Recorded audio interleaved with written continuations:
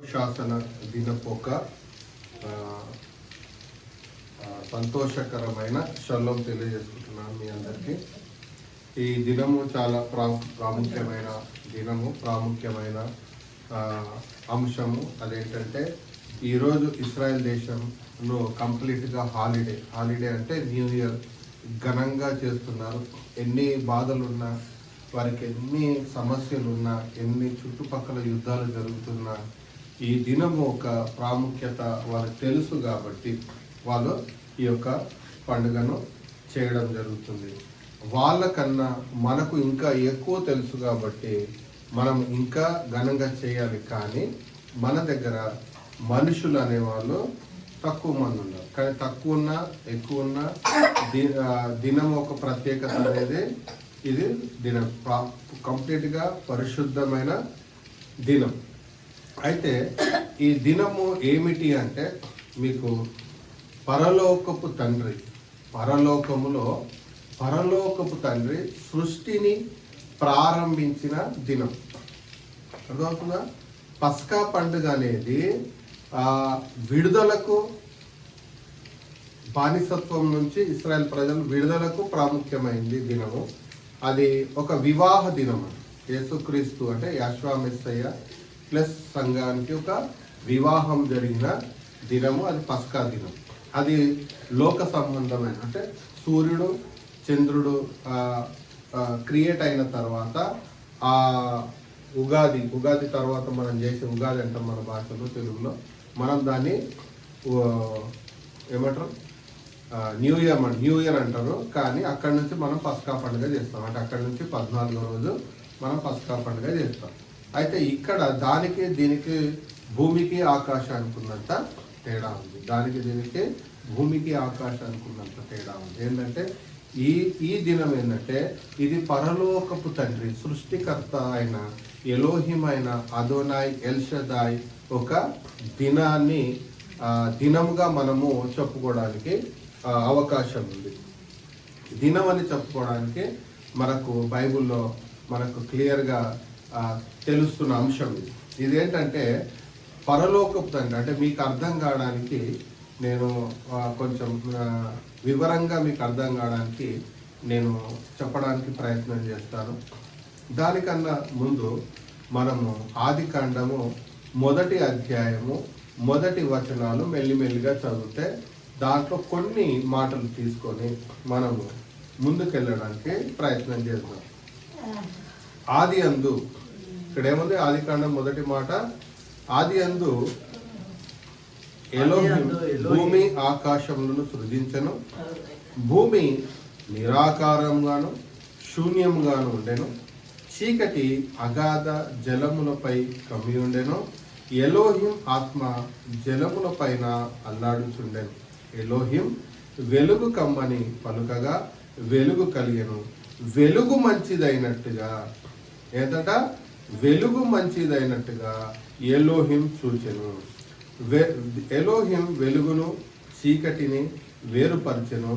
ఎలోహిం వెలుగునకు పగలనియు చీకటికి రాత్రనియు పేరు పెట్టబడెను.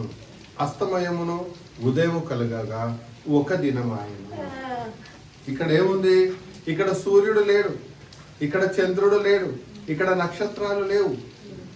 సూర్యుడు చంద్రుడు ఎక్కడ వస్తాయంటే 1వ అధ్యాయం 14లో సూర్యుడు చంద్రుడు అనేది దేవుడు కలగజే. మరి ఈ దినాలు ఏంటి అంటే, ఈ దినం అనేది ఒక దినము అంటే 1000 ఏండ్లు.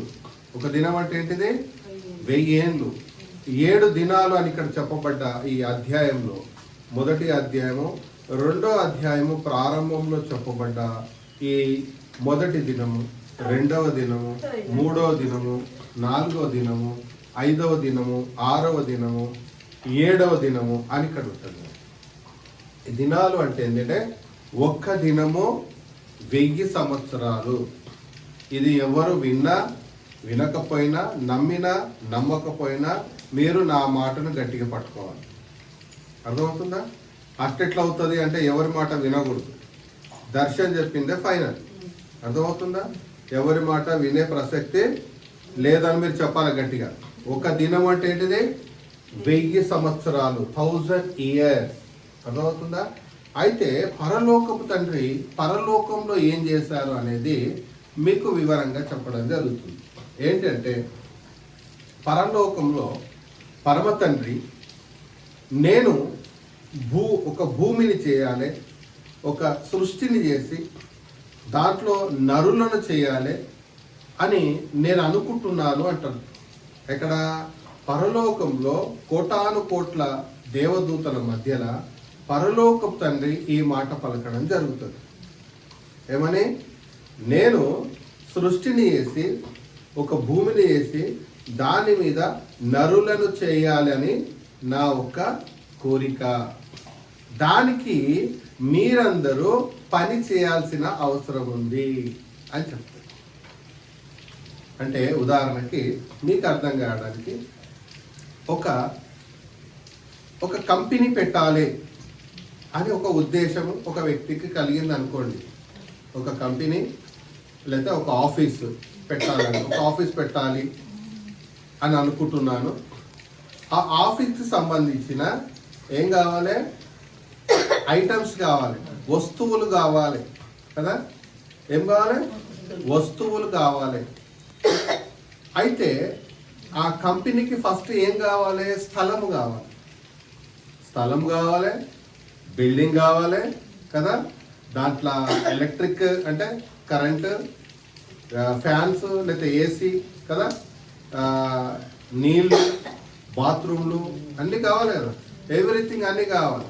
ఇప్పుడు మన రాష్ట్రంలో మన తెలంగాణ రాష్ట్రం అయ్యా వేరే దేశానికి వెళ్ళి అయ్యా మీరు మా దేశానికి వచ్చి మీరు కంపెనీలు పెట్టి మీరు లాభాన్ని సంపాదించుకోండి, దానికి కావాల్సిన స్థలము కానీ మేము అన్నీ ప్రొవైడ్ ఇస్తాము అని చెప్తాం. అప్పుడు వాళ్ళు ఏం చేస్తారంటే వాళ్ళకు అనుకూలంగా ఉన్న స్థలాన్ని ఏం చేస్తారంటే వెతుకుతారు. ఇక పలానా చోట ఇక్కడ ఉందండి వాళ్ళు మన రాష్ట్రం వాళ్ళు చూపిస్తారు. ఇక ఇక్కడ మీరు ఈ కంపెనీ పెట్టుకుంటే బాగుంటుంది, ఇక్కడ ట్రాన్స్పోర్ట్ అని లేకపోతే ఎయిర్పోర్ట్ దగ్గర ఉంది, ఇక్కడ రైల్వే అన్ని ఇట్లా దగ్గర అన్నీ ఎక్స్ప్లెయిన్ చేస్తారు. ప్రతిదీ ఇక్కడ ఉంది అని చెప్పి అప్పుడు వాళ్ళు ఏం చేస్తారు? ఎస్ బాగుంది, ఇక్కడ మాకు స్థలం నచ్చింది అని చెప్పేసి వాళ్ళు ఆ స్థలంలో ఏం చేస్తారంటే కంపెనీని పెట్టడం జరుగుతుంది. దానికి కావాల్సిన డ్రైనేజీ, దానికి కావాల్సిన వాటర్ పైపు, దానికి కావాల్సిన కరెంటు కదా, దానికి కావాల్సిన బిల్డింగు అన్నీ ఏం చేస్తారు? ఒకటెనక ఒకటి మెల్లిమెల్లిగా బిల్డ్ చేస్తారు, తయారు చేస్తారు. అవునా కదా? తయారు చేసిన దాంట్లో ఒక వస్తువులు తయారు అంటే టేబుల్, ఫ్యాన్, ఏసీ, కుర్చీలు కదా, కింద ఏమంటారు డ్రైనేజీ, గోడలు అన్నీ తయారు చేసిన తర్వాత అప్పుడు కంపెనీ ఏం చేస్తారు? ప్రారంభిస్తారు. అవునా? వాస్తవమా? కరెక్టేనా? అప్పుడు ఏం చేస్తారు? ఇవన్నీ చేయకముందు ఏ వ్యక్తి అయినా ఏం చేస్తాడంటే పనిని ప్రారంభిస్తాను అని ఏం చేస్తారు? ముందు ప్రారంభ ప్రార్థన చేసుకొని స్టార్ట్ చేస్తారు. అంతే కదా? ఇదంతా చేయాలి అంటే ఏం చేయాలి? పని ప్రార్థన చేసుకొని పని స్టార్ట్ చేయాలి. అలాంటిదే పరలోకంలో ఏం జరిగిందంటే పరలోకపు తండ్రి ఈ దినాన్ని నిర్ణయించడం జరిగింది. ఏం నిర్ణయించారంటే ఈ దినము నుంచి ఏం చేయాలి? ఈ దినము నుంచి సృష్టిని ఏం చేయాలి? సృష్టించడం ప్రారంభించారు. ఈ దినములో ఏం చేశారు? ప్రారంభం అంటే గృహప్రవేశం కాదు, మెటీరియల్ అన్ని సమకూర్చడం, స్థలాన్ని ఏర్పాటు చేసుకోవడం, స్థలానికి గీతలు గీసుకోవడం, అంతే కదా. అంటే భూమి ఉంది, భూమికి పునాది వేయడం. భూమి పునాది అంటే పునాది ఉండదు, భూమికి ఆకాశంలో ఏలాడుతుంటాం, దానికి ఒక పునాది అంటాం మనం. అర్థమవుతుందా? భూమి ఎలా ఉండాలి, గ్రహాలు ఎలా ఉండాలి, సూర్యుడు ఎలా ఉండాలి, చంద్రుడు ఎలా ఉండాలి, నక్షత్రాలు ఎలా ఉండాలి, ఆకాశం, ఇవన్నీ ఏం చేశారంటే ప్రారంభించారు. ఫస్ట్ ఏం ప్రారంభించారంటే ఏం చదివాం మనము? వెలుగు కమ్మని పలకగా వెలుగు పలికెను, వెలుగు మంచిదైనట్టుగా ఎలోహిం చూచెను. ఏం చూశారు అంటే పరలోకం తను ఏం చెప్తున్నారంటే ఒక దూతను నిలబెట్టి నువ్వు వెలుగుగా మారు, సూర్యుడిగా కాదు, చంద్రుడిగా కాదు, వెలుగు ఎక్కడ ఉంటుంది? ఈ ఆకాశానికి అవతల నక్షత్రాల అవతల ఆకాశం అంటే నీళ్లు ఉంటాయి, దాని అవతల మీకేముంటది, వెలుతురు అనేది స్టార్ట్. అది వెలుతురు మొత్తము మీకు తిరగడానికి 1000 సంవత్సరాలు పడుతుంది. ఎన్ని సంవత్సరాలు పడుతుంది? ఇలా ఉందనుకోండి, ఇక్కడ ప్రారంభమైంది దినం కదా, ఇదంతా ఇలా తిరిగి మళ్ళా ఇలా రావడానికే 1000 సంవత్సరాలు. దాన్నే ఏమంటారు, 1 డే, ఒక దినము. ఆదికాండం 1వ అధ్యాయంలో చెప్పబడిందంటే 1 డే కదా, 1 డే అని మనకేముంది బైబుల్లో క్లియర్గా రాస్తుంది. ఈ 1 డేలో ఏం చేశారు తండ్రి అంటే ఒక వెలుగు అని చెప్పారండి. వెలుగును చీకటిని వేరుపరిచారు. ఏం జరిగాయి? ఒక 1000 సంవత్సరాలలో వెలుగు చీకటి అనేటి 2 ఏర్పడ్డాయి. ఇవి జరగడానికి ఒక దినం పట్టింది. ఒక దినం అంటే చెప్పండి, 1000 సంవత్సరాలు. ఒక దినం అంటే 1000 సంవత్సరాలు. అంటే మీరు ఒక ల్యాండ్ తీసుకున్నారనుకోండి, చూస్తే తీసుకుంటారా, చూడకుండానే గుడ్డిగా తీసుకుంటారా? చూసాక బాగుంది అంటాం కదా. ఇక్కడ కూడా దేవుడు ఏమంటున్నాడు, మంచిదైనట్టుగా, వెలుగు ఏమని మంచిదైనట్టుగా, బాగుంది, నా పనికి ఈ వెలుగు సరిపోయింది, నా పనికి ఈ చీకటి గుడ్, వెరీ గుడ్. అంటే ఎవరికి చెప్పిండు వెలుగు చీకటి అని? పరలోకపు తండ్రి ఒక దూతకి నువ్వు వెలుగుగా కా అని చెప్పగానే ఆ దూత ఒక వెలుగులా మారిపోయింది. నువ్వు చీకటిగా మారు అని చెప్పగానే ఒక దూత చీకటిగా మారిపోయింది. అర్థమవుతుందా? ఇలా మనము పరలోకపు తండ్రి అంటే ఈ దినం రోజే ఈ సృష్టిని సృష్టించడం ప్రారంభించారు. ఈ దినమే సృష్టిని సృష్టించడం ప్రారంభించడము జరిగింది. మరియు ఎలోహిం జలముల మధ్య ఒక విశాలము కలిగెను, ఆ జలములకు ఈ జలములకు వేరుపరచను కానని పలికెను. ఎలోహిం ఆ విశాలము చేసి విశాలము క్రింద జలములను విశాలం మీద జలములను వేరుపరచగా ఆ ప్రకారం ఆయను. ఎలోహిం ఆ విశాలములకు ఆకాశం అని పేరు పెట్టెను. అస్తమయం ఉదయం కలగగా 2వ దినం ఆయను. అర్థమవుతుందా? ఇలా సృష్టిని కలిగేది. ఈ సృష్టిలో కనబడేది అన్ని ఎవరు అంటే దేవదూతలు అందరూ. అంటే నువ్వు దేవుడి నుంచి తప్పించుకోవడానికి ఆస్కారమే లేదు. నీ శరీరం ఒక దూత, నువ్వు కట్టుకున్న బట్టలు ఒక చెట్టు నుంచి వచ్చింది. చెట్టు ఎక్కడి నుంచి వచ్చింది? దేవుడు కలుగు అంటే అది ఒక కాటన్ లాగా మారిపోయింది, ఒక పాలిస్టర్ లాగా మారింది, ఒక సూర్యుడు లాగా, ఒక చంద్రుడు లాగా, ఒక నక్షత్రం లాగా, ఒక రాయి లాగా, ఒక బంగారం లాగా, ఒక గాజు లాగా, ఒక వెండి లాగా, ఒక ఇత్తడి లాగా. అర్థమవుతుందా? ఒక పాలకూర, ఒక మెంతం కూర, ఒక తోటకూర, ఒక మేక, ఒక కోడి, ఒక మాంసం, ఇవన్నీ ఎవరు అంటే దూతలు. నువ్వు మేకగా మారు అంటే అది మేకగా మారిపోయింది. ఎప్పటిదాకా? నేను మళ్ళీ నీకు చెప్పేంత వరకు నువ్వు అలాగే ఉండాలి. నేను మళ్ళీ నీవు రూపాంతరం చెందాలి అని చెప్పేంత వరకు, అంటే నీ పాత స్థితికి నువ్వు మారు అనేంత వరకు నువ్వు ఎలా ఉండాలి? నీకు ఏ స్థితిలో ఉండమని చెప్పానో నువ్వు అదే స్థితిలో ఉండాలి. నువ్వు పాలకూరగా పుట్టావా? నువ్వు పాలకూరగానే ఉండిపోవాలి.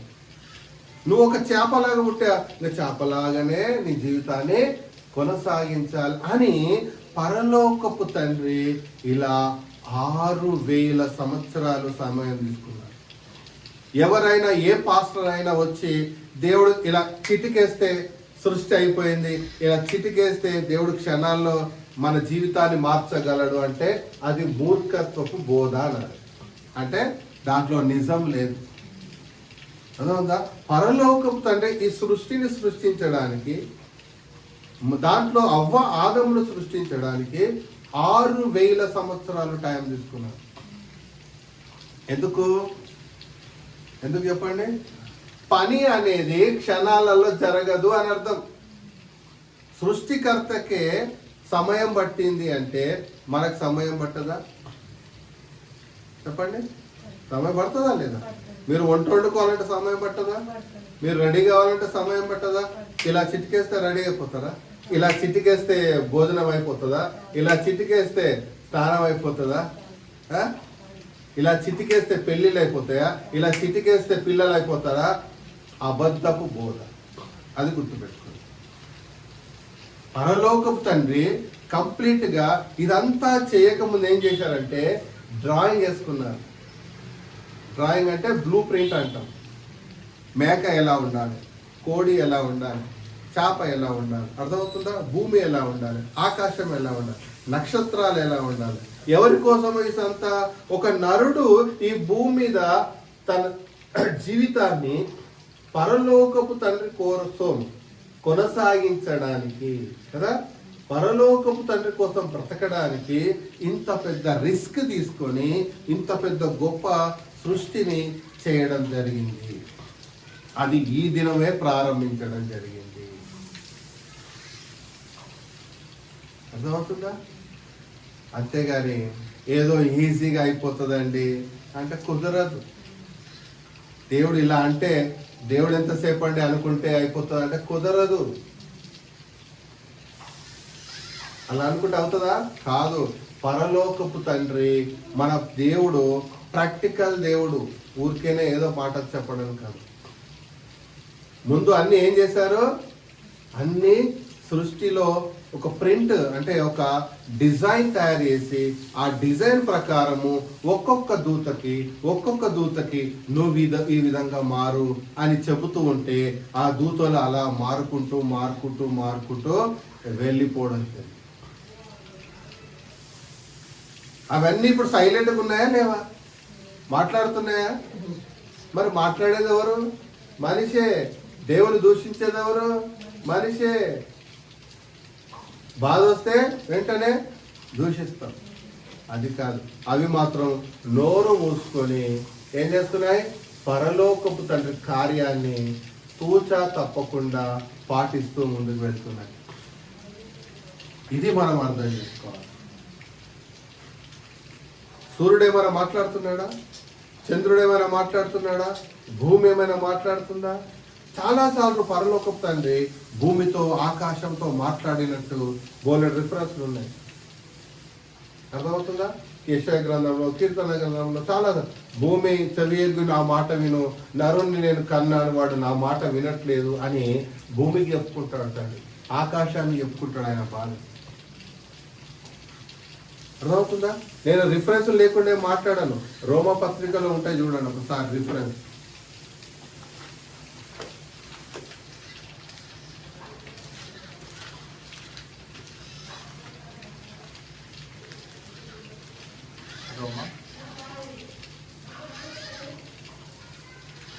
రోమా 8:22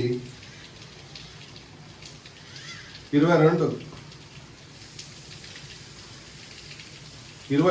చదివితే మీకు 20 చదివితే బాగా అర్థమైంది. ఏలైనగా సృష్టి నాశనమునకు లోనైన దాస్యములో నుండి విడిపింపబడి ఎలోహిం పిల్లలు పొందబో మహిమగల స్వాతంత్రము పొందుదుము అను నిరీక్షణ గలదై స్వేచ్ఛగా గాక దానిని లోబరిచిన ఎలోహిమైన తండ్రి మూలముగా వ్యర్థపరచబడెను.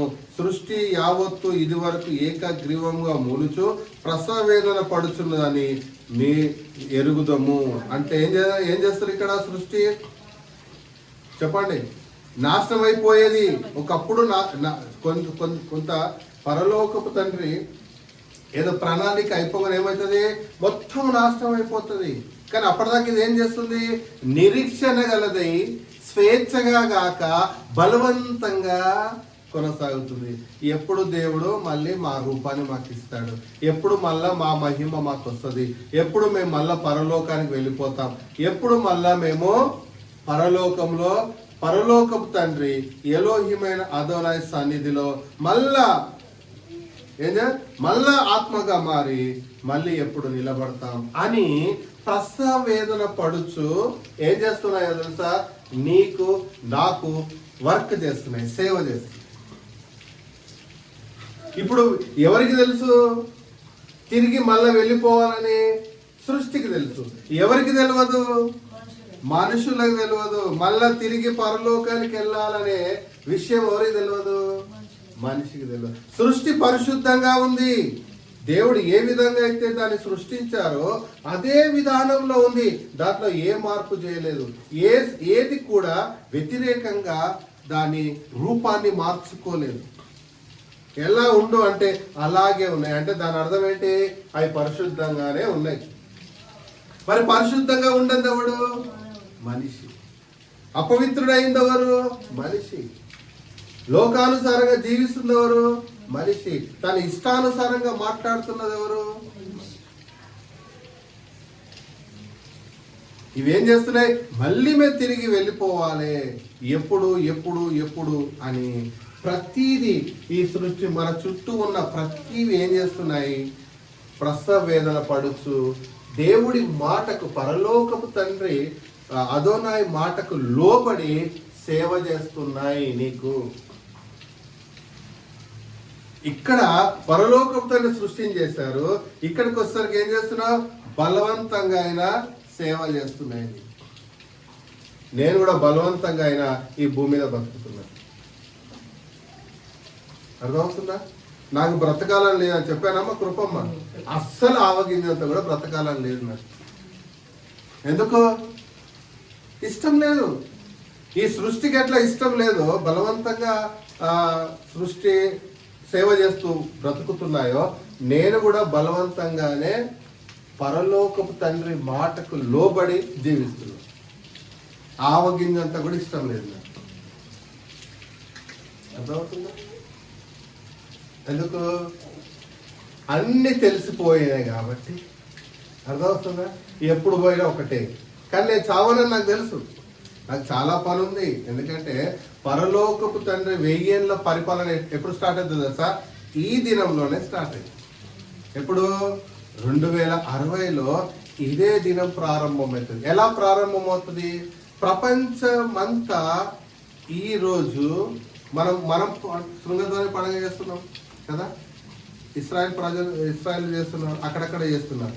అలా ఉండదు. ప్రపంచమంతా ఒకటే రోజు ఒకటే సమయానికి ఏం చేస్తారు? పండుగ చేస్తారు. అంటే అమెరికా వాళ్ళు 12 గంటలు లేటుగా చేస్తారు, అది వేరే విషయం. అర్థమవుతుందా? కానీ ఒకటే రోజు లెక్కకు వస్తుంది. అర్థమవుతుందా? ఒకటే దినాలు ఏం చేస్తారు? అందరూ శృంగధ్వని పండుగ చేస్తారు ప్రపంచమంతా. 10 రోజుల తర్వాత మళ్ళీ ఏమొస్తుంది? పాప ప్రాయశ్చిత్తార్థ దినం వస్తుంది. ఈ దినం అయిపోయినాక ఏమొస్తుంది? 10వ రోజు అందరూ ప్రపంచమంతా ఉపవాసం ఉంటారు. ఆ రోజు 24 గంటలు. మళ్ళీ 5 రోజుల తర్వాత పరలోకపు తండ్రి ఈ భూమిని పరిపాలించడం ప్రారంభించారు. అంత ప్రాముఖ్యమైనది ఈ దినం. అర్థమవుతుందా? చాలా ప్రాముఖ్యమైనది. పరలోకపు తండ్రి ఈ భూమిని పరిపాలించే దినంలో ప్రారంభ దినమే ఈ దినం. 1000 ఏళ్ళ పరిపాలన ప్రారంభించబోయే దినంలో మొదటి దినమే ఈ దినం. మామూలు విషయమా? ఏమన్నా ఇప్పుడు నేను ఈ దినమే ప్రపంచమంతా శృంగధ్వని పండుగ చేసుకుంటారు, రోషాసన దినాన్ని. 10 రోజుల తర్వాత ప్రపంచమంతా ఏం చేస్తారు? సూర్యుడు అస్తమించి కానీ మళ్ళీ ఉపవాసం ఉంటారు. అందుకు తండ్రి నీ యొక్క 1000 ఏళ్ళ పరిపాలన. 5వ రోజు ఏం చేస్తారు?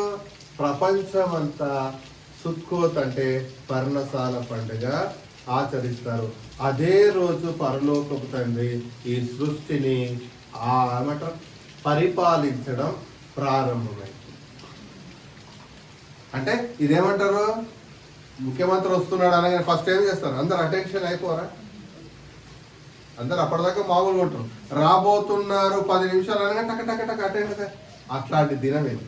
అంటే అటెన్షన్ అయిపోయే దినం ఇది. రాబోతున్నారు అనగానే అన్ని ప్రిపేర్ చేసుకొని రెడీగా ఉండాలి. అంత గొప్ప దినం. అందుకనే సృష్టిలో అర్థమవుతా? సృష్టి ఎంతో పకడ్బందీగా ఎంతో ప్లాన్గా, ఎంతో శ్రద్ధగా, ఎంతో నిష్టగా, అర్థమవుతుందా, ఈ సృష్టిని పరలోకపు తండ్రి ప్రారంభించిన దినమే ఈ యొక్క రోష. ఇంకా దాన్ని చాలా వివరంగా చెప్పొచ్చు, కానీ టైం పడుతుంది. అర్థమవుతుందా? దాన్ని విడదీసి మీకు నిదానంగా చెప్పాలంటే చాలా సమయం పడుతుంది. ఎందుకు అంటే, ఉదాహరణకి మీకు ఒక డిఫరెంట్ ఐటమ్స్ మనం చూసుకున్నాం. ఏదన్నా ఒక మామిడి పండు చూసుకోండి, దాని రూపం, దాని కలరు, దాని డిజైను వేరు. దాని చెట్టు డిజైను, దాని ఆకులు, దాని కాండం, దాని ఏర్లు అంతగా వేరు. అదే జామకాయ తీసుకుంటే దాని చెట్టు, దాని వేర్లు, దాని కొమ్మలు, దాని ఆకు, దాని యొక్క రూపము అంతా వేరు. అట్లా ఒక్కొక్క దానికి డిజైన్ చేస్తూ రెడీగా పెట్టుకొని ఈ దినం రోజే పరలోకపు తండ్రి సృష్టించడం ప్రారంభించారు. దీన్ని ఎవరైనా నెగ్లెక్ట్ చేస్తే, తెలిసి నెగ్లెక్ట్ చేస్తే ఖచ్చితంగా వాళ్ళకు శిక్ష అనేది రాబోతుంది. ఇది మన దినం కాదు, మన దినం కానే కాదు. అంటే అర్థం ఏంటి? మన దినం కాదంటే తండ్రి దినం, దేవుడి దినం, పరలోకపు తండ్రి దినం. ఆయన దినాన్ని మనం దొంగిలించడానికి లేదు. ఆయన దినాన్ని మనం ఆరాధించాలి, ఆయన దినాల్లో సంతోషించాలి. ఆయన దినంలో మనము స్వీట్స్ పంచుతాం. సంతోషం స్వీట్స్ అంటే కదా. ఇప్పుడు పుడితే ఏం చేస్తాం? మీ ఇంట్లో ఒక అబ్బాయి పాపరం పుట్టారంటే ఏం చేస్తాం? అంతే కదా. అంటే కొత్తగా పుట్టాడు కదా, భూమిలోకి ప్రవేశించాడు కదా, ఇంకా వాడు ఏం చేయలేదు, కానీ ప్రారంభమే, దానికే స్వీట్స్ పంచుకుంటాం. మరి దేవుడు ప్రారంభించారు, సృష్టి ప్రారంభ దినమే ఈ దినం. ఇంకా కంప్లీట్ సృష్టించలేదు, అప్పటి జస్ట్ స్టార్ట్ చేసి యూనివర్సల్ డే అంట. అందుకనే మనము ఎంత ఈరోజు ఆరాధించినా తక్కువే. ఎంత పరలోకపు తన్ని పొగిడినా, ఎంత పరలోకపు తన్నిని ఆరాధించినా, ఎంత ఘనపరిచినా, ఎంత మహిమపరిచినా తక్కువే. అంత ముఖ్యమైనది. అర్థమవుతుందా? ఈ దినం తర్వాతే యాశ్వమెస్సే అంటే యేసుక్రీస్తు పర్ణశాల పండుగ రోజు పుట్టినది. అర్థమవుతుందా? ఈ దినం నుంచి 15వ రోజు పుట్టాడు ఆయన. నేను కూడా ఇదే, అంటే నేను నవంబర్లో పుట్టాను.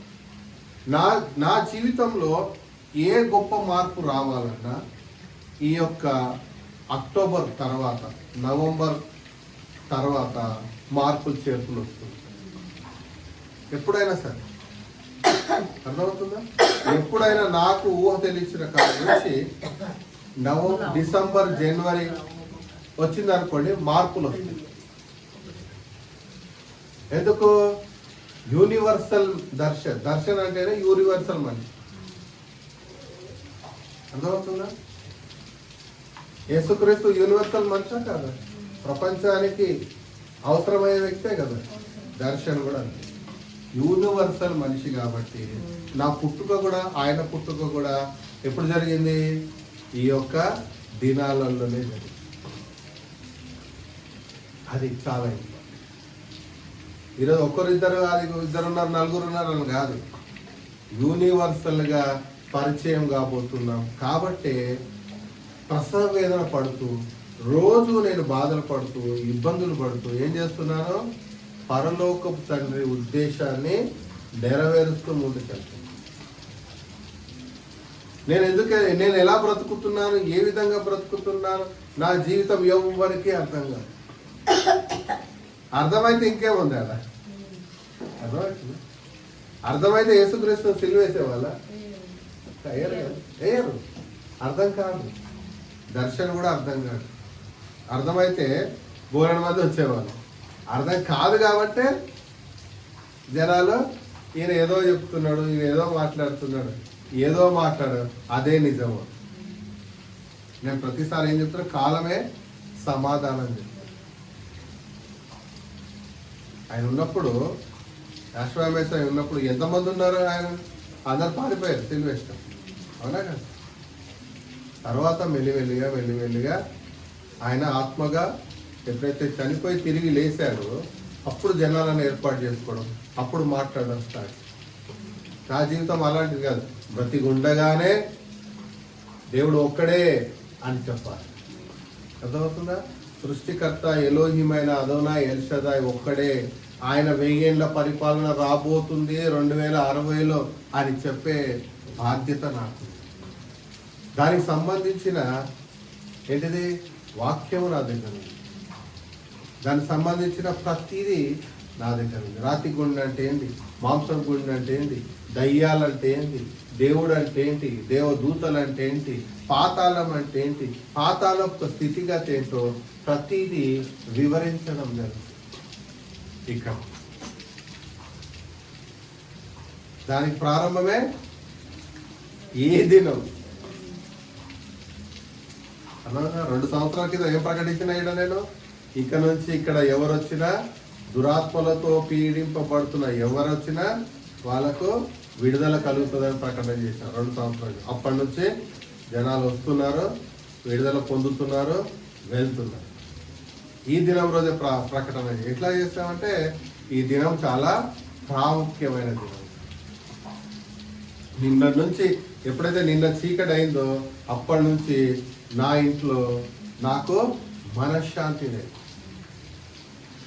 అల్లకల్లలో బాధ, ఎన్నో సరిగ్గా నిద్ర లేదు, బాధలు, ఎన్నో సమస్యల గుండా ప్రయాణం చేస్తూ ఈ బౌద్ధులపల్లికి రావాలి. ఎవరైతే మంచిగా వంటలు వండుకొని హ్యాపీగా టైం మీద చేస్తారో ప్రణాళిక అంతగా ఉండదు వాళ్ళ మీద. ఎవరికైతే కష్టాలు ఎక్కువ వస్తాయో, ఎవరికైతే బాధలు ఎక్కువ వస్తాయో, ఇరుకులు ఇబ్బందులు ఎక్కువ వస్తాయో అక్కడ ఏం జరుగుతుంది, పరలోకం తండ్రి కార్యం జరుగుతుంది. అబ్రహాం ఈజీగా భూమి మీద బతికిండా, రోజు బాధలే. ఇస్సాకు రోజు, యాకోబు రోజు, దావీదుకి అట్లా ఎవరైనా తీసుకోండి మీరు, ఏలియా, ఎలీషా, సమూయేలు, యోసేపు, ఎవరిని తీసుకోండి మీరు, బాధలతో కూడిన జీవితమే ఉంటుంది. యేసుక్రీస్తు పుట్టినప్పుడు 2 సంవత్సరాల పిల్లల లోపల అందరూ చంపేశారు. మోషే పుట్టినప్పుడు 2 సంవత్సరాల పిల్లలు చంపేయడం. అంటే బాధలతో ప్రారంభం అవుతుంది. ఈరోజు నాకు ఎట్లా ప్రారంభమైంది, బాధలతో శృంగధ్వని పండుగలోకి ఎంటర్ అయినది. చిరాకు, కోపం వస్తుంది. ఎందుకు? అన్నీ సవ్యంగా లేవు, వాతావరణం సవ్యంగా లేదు, మనుషులు సవ్యంగా లేరు, ఏది సవ్యంగా లేదు. సవ్యంగా లేనప్పుడు దాంట్లో నుంచే ఏమవుతుంది, అపురూపమైన ఏమదా నిజాలు బయటకు వస్తాయి, అద్భుతమైన కార్యాలు జరగడం ప్రారంభం. నాకు తెలుసు ఎందుకు వస్తున్నాయో, నాకు తెలుసు. నాకు పరలోకానికి లింక్ ఉన్నది కాబట్టి నాకు అర్థమవుతుంటుంది ఏం జరుగుతున్నది అని. చూస్తున్న వాళ్ళకి అర్థం కాదు. నేనంట నాకు లింక్ ఉందని చెప్తాను. లింక్ ఉంది నాకు, తండ్రికి, మాకు అర్థమవుతుంది, నాకు అర్థమవుతుంది. చూస్తున్నా నీకేమర్థమవుతుంది? ఏమర్థం? ప్రేక్షక పాత్ర పోషించే వాళ్ళకి ఏం అర్థం కాదు, నటించటానికే తెలుస్తుంది బాధ ఏంటనేది కదా. చూస్తున్న వాళ్ళకి అబ్బా చాలా చాలా బాగా యాక్టింగ్ చేసామంట, యాక్టింగ్ చేస్తున్న తెలుస్తుంది బాధ ఏంటనేది. ఇక్కడ మనం ఏం చేయాలి, యాక్టింగ్ కాదు, క్రియ, జీవించాలి.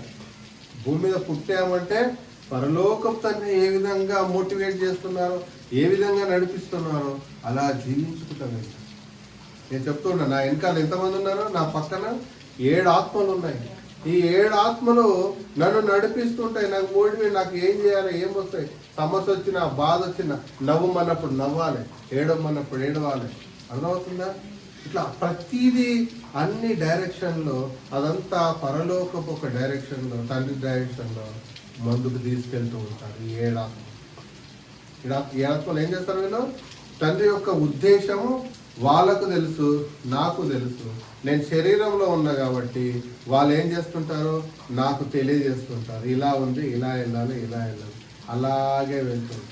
పక్కోడు ఏమనుకుంటాడా, ఎదుటాడు ఏమనుకుంటాడా, భార్య ఏమనుకుంటుందా, పిల్లలు ఏమనుకుంటారా, ఇవన్నీ నేను లెక్క చేయను. అందరూ వదిలేసినా కూడా నేను పట్టించుకోను. ఎందుకు?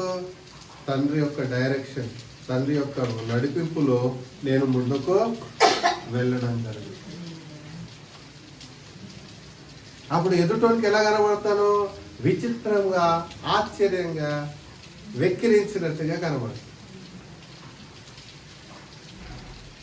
నా జీవితం అలా ఉంది అంటే అర్థం ఏంటి? గొప్ప సృష్టికి అంటే మనుషులకు గొప్ప మేలు జరగబోతుంది అని అర్థం. గొప్ప గొప్ప విషయాలు మీకు తెలియబోతుంది అని అర్థం. ఒకరి మధ్యలో మీది వన్ వేరా, మీరే చెప్తారా? వేరే మాట వినాలంటే దృష్టిలో కాదు, పరలోకం నుంచి ఒక దూత వచ్చినా కూడా దర్శన్ వినడం అని ఇంతకుముందు కూడా చెప్పారు. ఎవరు చెప్పండి? పరలోకం నుంచి ఒక దూత వచ్చి, పాతాళలో నుంచి ఒక దూత వచ్చి ఇప్పటిదాకా విన్నది, ఇప్పటిదాకా చేసింది కాదు, మళ్ళీ ఇది అన్నారు అనుకో, గెట్ లాస్ట్ అని చెప్తారు. అంత అధికారం నాకుంది. అవుతుందా? మనుషులు కాదు, పైనుంచి ఒకరు వచ్చి చెప్పినా కూడా వినే ప్రసక్తి లేదు. అంత కన్ఫామ్ అయిపోయింది. అన్నీ చెప్పడం, చేసుకోవడం అంతా 15-16 సంవత్సరాల్లో అంతా అయిపోయింది. ఇంకా చెప్పుడు ఇంకోరో చెప్పి మనకు కొత్తగా వచ్చి చెప్తే వినే ప్రసక్తి లేదు. దర్శనం ఏం చెప్తాడో అదే ఫైనల్. ఎన్నో రహస్యాలు నా దగ్గర ఉన్నాయి, ఎన్నో రహస్యాలు తెలుపబడ్డాయి. తెలుసుకోవాల్సిన బాధ్యత మీది. అన్ని వీడియోలో కూడా చెప్పలేము, అన్ని రహస్యాలు చెప్పడానికి ఆస్కారం లేదు. కొన్ని రహస్యంగా చెప్పాల్సి వస్తుంది, కొన్ని మిమ్మల్ని అన్ని కిటికీలు, డోర్లు అన్ని బయటేసి చెప్పాల్సిన విషయాలు కూడా బోలెడు ఉన్నాయి. అర్థమవుతుందా?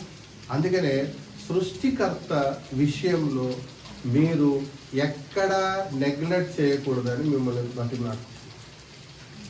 పరలోకపు తండ్రి ఆజ్ఞల విషయంలో పరలోకపు తండ్రి ఎంతో కష్టపడి 6000 సంవత్సరాలు కష్టపడి సృష్టిని చేశారు.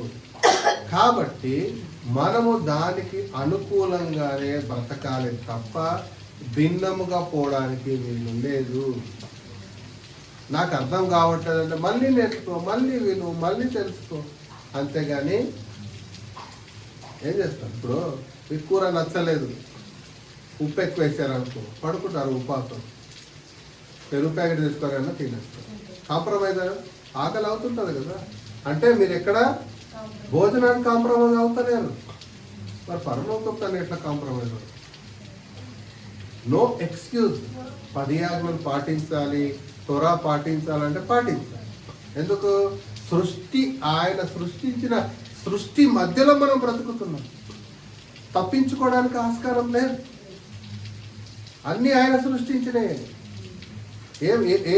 ఏది మనం సృష్టించింది ఏమని చెప్పండి?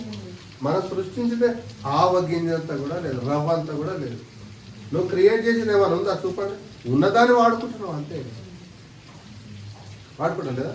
శరీరం దేవుడు సృష్టిస్తే వాడుకుంటున్నాము, వస్తువులు వాడుకుంటున్నావు, భోజనాలు వాడుకుంటూ తింటున్నావు, ప్రతిదీ వాడుకొని బ్రతుకు. మరి ఎవరికి కృతజ్ఞత చెల్లించాలి? అలా చేస్తున్నామా? చేస్తున్నాం. చెప్పండి. చర్చ్ అంటేనే నెగ్లెక్ట్, పాస్టర్ అంటే ఇంకా నెగ్లెక్ట్ కదా, ఇంకా నెగ్లెక్ట్, సేవకుడు అంటే ఇంకా నెగ్లెక్ట్. ఎందుకు? పని మాట లేక చేస్తున్నారు. దేవుడు సేవకుడు అంటే ఒకప్పుడు వింటున్నారా? ఏలియా, ఎలీషా అంటే భయపడేటోళ్ళు, రాజులు, యువరాజులు. వింటున్నారమ్మా? దేవుడి మనిషి అంటే ఒక భయం, వణుకు. ఎందుకంటే నా రహస్యాలు, నా విషయాలు ఎక్కడ ఏం చెప్తాడో తెలియదు. అదొక రహస్యాలు కూడా చెప్పేస్తాను. ఏం చేస్తారో రహస్యాలు కూడా టకటక చెప్పేసే కెపాసిటీ నాకుంది. అందుకనే దేవుడి విషయం, పరలోకపు తండ్రి విషయంలో, పరలోకపు తండ్రి ఇంత కష్టపడి 6000 సంవత్సరాలు కష్టపడి సృష్టిని చేసినప్పుడు నువ్వు, నీ బతుకు, మన బతుకు ఈ భూమి మీద ఎంత ఒక రవ్వంత. అంతేగాని మనం ఎక్కడ నిలగడానికి లేదు, ఎక్కడ విర్రవీగడానికి లేదు, ఎక్కడ పొరపాటుగా మాట్లాడడం లేదు, ఎక్కడ తప్పుడు మాటలు మాట్లాడకుండా, ఎప్పుడు తప్పుడు క్రియలు, ఏ తప్పుడు క్రియలు చేయకుండా, అర్థమవుతుందా? జాగ్రత్తగా ధర్మశాస్త్రంలో రాయబడ్డ ప్రకారం మనము జీవించడమే తప్ప ఇంకొక విధి, ఇంకొక రూలు, ఇంకొక అవకాశం మనకు లేదు అని మనకు జ్ఞాపకం. ఇంకొకటి లేదు ఛాన్స్. అది ఎన్ని కష్టాలు వచ్చినా సరే నేను 10 ఆజ్ఞలు పాటించడానికి నానా అవస్థ పడుతున్నాను. కానీ చాలామంది పడిపోయారు. ఎందుకు? భోజనానికి ఇబ్బంది అయిపోతుంది, బ్రతకడానికి ఇబ్బంది అయిపోతుంది. అర్థమవుతుందా? చాలా కష్టం. నేను ఎన్ని కష్టాలు వచ్చినా, ఎన్ని నష్టాలు వచ్చినా, ఎన్ని అవమానాలు జరిగినా 15 సంవత్సరాలు 16 సంవత్సరాల నుంచి కొనసాగిస్తున్నా. ఎందుకు? నాకు లేవా ఆశలు? ప్రతి ఒక్కరికి ఆశ ఉంటుంది కదా. కానీ నాకు ఏ ఆశ లేదు. ఏంటిది ఆశ అంటే పరలోకపు తండ్రి ఉద్దేశాన్ని, పరలోకపు తండ్రి తెలియజేసిన అంశాలని బోధించడమే నా పని. జీవిస్తూ పరిశుద్ధంగా, అంటే ఆజ్ఞల ప్రకారం జీవిస్తూ పరిశుద్ధంగా ఉంటూ ఇతరులను పరిశుద్ధంగా ఉండమని చెప్పడమే మన పని. అయ్యో అది ఎట్లా అవుతుంది, మరి ఇది ఎట్లా అవుతుంది అంటే అన్ని పరలోక తండ్రి, నాకు సంబంధం లేదు. పరలోక తండ్రి ఏం చెప్తున్నారో, ఏ డైరెక్షన్ చెప్తున్నారో అదే డైరెక్షన్లో వెళ్ళాలి. నేనే కాదు, భూమి మీద పుట్టిన ప్రతి నరుడు అంటే నేను ఒక్కరిని కాదు, భూమి మీద పుట్టిన ప్రతి నరుడు అదే విధానంలో వెళ్ళాలి. అప్పుడే మీరు 1000 ఏళ్ల పరిపాలన చూస్తారు. 2060లో 1000 ఏళ్ల పరిపాలన రాబోతుంది. కాబట్టి అది చూడాలంటే మీరు ఏం చేయాలి? ఖచ్చితంగా ప్రతి దినం ప్రాముఖ్యమైందా, ప్రతి ఆజ్ఞ ప్రాముఖ్యమైంది, ఏది ప్రాముఖ్యాన్ని ఏం చేయాలి? తెలుసుకోవాలి, ధ్యానించాలి, విశ్వసించాలి, పాటించాలి. ఈ భూమి మీద చాలామంది వింటారు కానీ ఏం చేయరు? పాటించరు.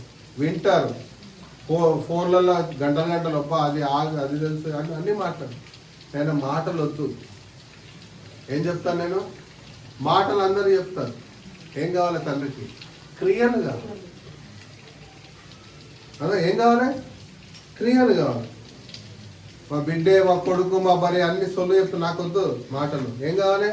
పని జరగాలి. పని జరగాలి. నా పిల్లల నుంచి, నా భార్య నుంచి నేను ఏదైతే పని కోరుకుంటానో, అర్థమవుతుందా? పరలోకం తండ్రి కూడా అదే కోరుకుంటాను.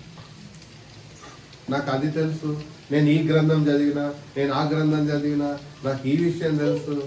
వద్దు, ఆజ్ఞలు పాటిస్తున్నావా లేదా అనేది అవసరం. ఏమన్నా చదువు, వెరీ గుడ్, చదవడం. కానీ ఏం కావాలి? పాటించడం కావాలి. పరలోకంతో ఏం కావాలి? క్రియలు కావాలి. క్రియలు లేని విశ్వాసం మృతం, పనికి రాదు. క్రియలు లేని చర్చికి రావడం పనికి రాదు.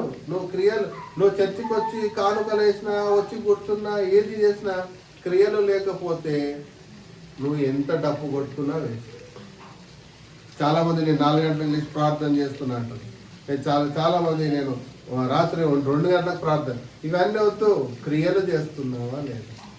పరలోకపు తండ్రి ఆజ్ఞలు పాటిస్తున్నావా లేదా? పరలోకపు తండ్రి ఇంత కష్టపడి సృష్టి చేశారు, దానికి నువ్వు న్యాయం చేస్తున్నావా లేదా? అది కావాలి. 4 గంటలకు ప్రార్థన చేస్తున్నా, 3 గంటలకు ప్రార్థన చేస్తున్నా, ప్రార్థన చేయి. అదొక భాగం మన జీవితంలో, 1 ఆఫ్ ది పార్ట్, ఒక భాగం. అంటే క్రియలు లేని 10 ఆజ్ఞలు పాటిస్తున్నావా? అది కావాలి. త్వర పాటిస్తున్నావా? అది కావాలి. అది లేకుండా నువ్వు ఎన్ని మాటలు మాట్లాడినా, ఎన్ని ప్రార్థనలు చేసినా, ఎంత మోకాల ప్రార్థన చేసినా, నువ్వు గంట సేపు మోకాల మీద కూర్చొని ప్రార్థన చేసినా పనికి రాదు. ఎందుకు అంటే పరలోకపు తండ్రి ఏం చేశారు? క్రియలు చేశారు. సృష్టి అంటే ఏంది? క్రియ. దేవుడు ఊరికేనే మాట్లాడట్లేదు. పరలోకపు తండ్రి నేను ఎలా క్రియలు చేశానో, నేను ఎలా కష్టపడ్డానో మీరు కూడా అలాగే కష్టపడాలి. యోసేపు ఊరికేనే రాలేదు రాజు. ఊరికేనే కదా రాజు. ఎన్నో బాధలు పడతాయి కానీ రాజు కాలేదు. అంటే ముందు కష్టము, ఆ తర్వాతే సుఖం. ముందు సుఖపడ్డావా, తర్వాత నువ్వు ఖచ్చితంగా కష్టాలు పడలేదు. ఇది నగ్న సత్యం. నీ జీవితం సాఫీగా జరిగిపోతుందా? అయితే నీలో ఏమీ స్టాండర్డ్స్ అంటే ఏమీ లేదు. దేవుడు ఒక ప్రణాళిక లేనట్టు. కష్టాల గుండా మనం ప్రయాణం చేస్తూ ఆజ్ఞలు పాటించడానికి కష్టపడుతున్నాము. దేవుడు ఖచ్చితంగా పరలోకం తండ్రి చెప్పిన ప్రకారం యాజ్ ఇట్ ఈస్గా ప్రింట్ ఎట్లా ఉందో అట్లాగే నేను బ్రతుకుతాను, అట్లాగే నేను జీవిస్తాను, ఏమైనా అయిపోయి అని అనుకున్నావా? అయితే నువ్వు గుడ్, నువ్వు కరెక్ట్ వేలో ఉంది. లేకపోతే లేను, వచ్చావు, కూర్చున్నావు, వెళ్ళావు, ఎవరికి అక్కర్లేదు. పాస్టర్కి పనికిరాదు, అక్కడ పరలోకపు తండ్రికి పనికిరాదు. అందుకనే ఆజ్ఞలు గల జీవితము మనలో కనబడాలి. పరలోకపు మన దేవుడు, మన తండ్రి ప్రాక్టికల్ దేవుడు, చిక్కలేసే దేవుడు కాదు. అర్థమవుతుందా? నువ్వు ప్రార్థన చేసినంత మాత్రాన నీ జీవితాన్ని మార్చు. ఇంపాసిబుల్. ఆజ్ఞలు పాటిస్తేనే ఇన్ని బాధలు పడుతున్నా నేను. ఇంకా పాటిస్తున్నోనికే కష్టాలు వస్తున్నాయంటే పాటించడానికి శాపంతో కూడిన కష్టాలు వస్తాయి. పాపముతో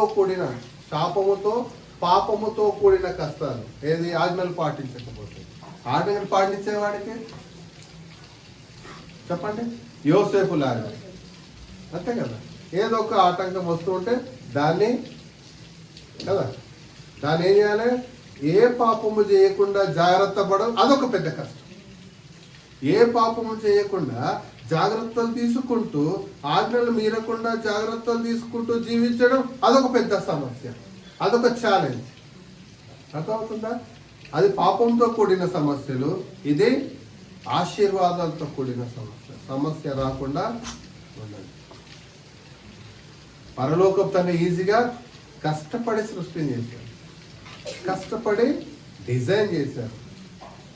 6000 సంవత్సరాలు సృష్టిని చేస్తే 1000 సంవత్సరాలు ఆయన ఏం చేశారు? రెస్ట్ తీసుకున్నారు.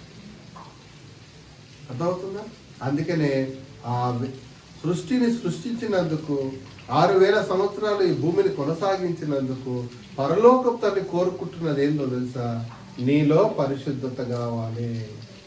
నాకేం అక్కర్లేదు, నువ్వు పరిశుద్ధంగా నిర్దోషంగా ఆజ్ఞలు పాటిస్తున్నావా లేదా అనేదే నాకు కావాలి తప్ప ఇంకొకటి నాకు అక్కర్లేదు.